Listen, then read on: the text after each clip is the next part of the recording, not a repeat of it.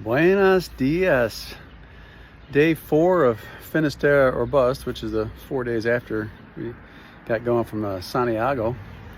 So here in this really beautiful town of Muxia, which is on the north side of this particular peninsula. So today is an exciting day. Get a chance to go down to Finisterre, the end of the world, as the Romans called it back in the day. And so Katie and Eric, they're going to take their bikes. They're going to go up to the point we were at yesterday, and then bike it from the point here down to the point in Finisterre, where I'll meet them this afternoon.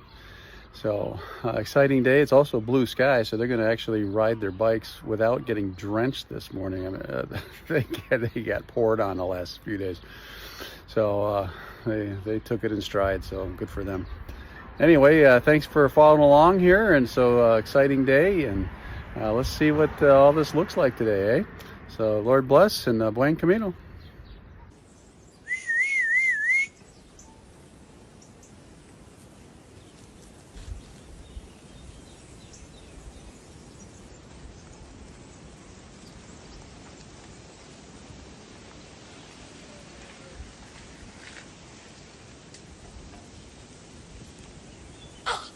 Chipito!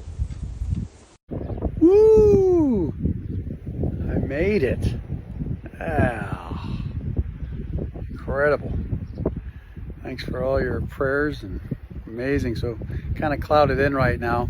So you can see back here, you can see the water a little bit. So we're right towards the end of the peninsula here.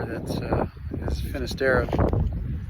So after 36 days of hiking and 4 days as a pit crew, we'll call it 40 days, made it to the end of the earth. That's amazing. More to come. Blessings. Thank you. I like this bronze boot right towards the end of the peninsula. The lighthouse is just over here to my left, and so it just makes you wonder where the rest of the pilgrim went. But anyway, and then just over that way is a place where theoretically there's a tradition to, well, there's a couple of traditions around it. One is to burn some clothing on the way out. So I haven't figured that part out yet, but I thought the boot was pretty cool. Buen camino at the end of the world. So here's these beautiful feet, and as you can see, I've got footwear that really works really great with the terrain at the moment here. So I went all out on my mountain climbing gear at the moment. That is a beautiful thing right there. Well, there's the end of the peninsula right there. Incredible, guys. Though the Camino is called Camino de Santiago, Santiago is not my final destination point. The remains of James don't mean a whole lot to me, but coming here to this point to me is more meaningful because I think it gets at the heart of James the Apostle, one of the inner three circle besides Peter and his brother John.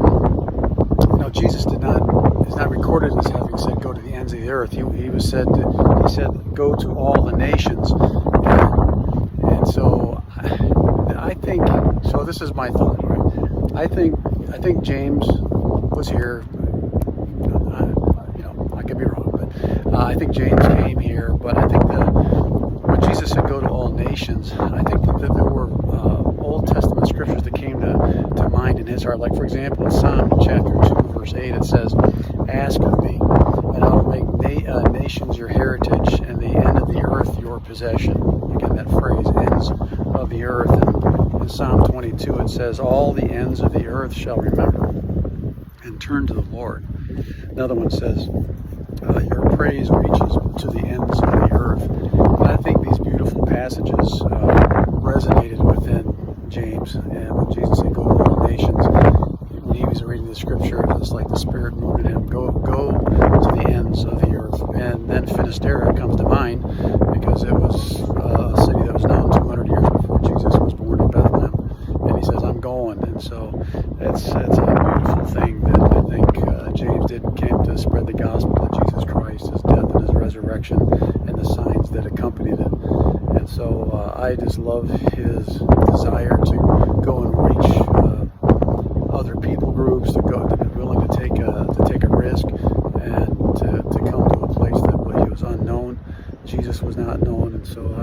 I don't know. I love that about James, and of course the other disciples as well. So thanks be to God. Thanks for all of your prayers, and look forward to catching up with Katie and Eric. They should be here pretty soon. So blessings.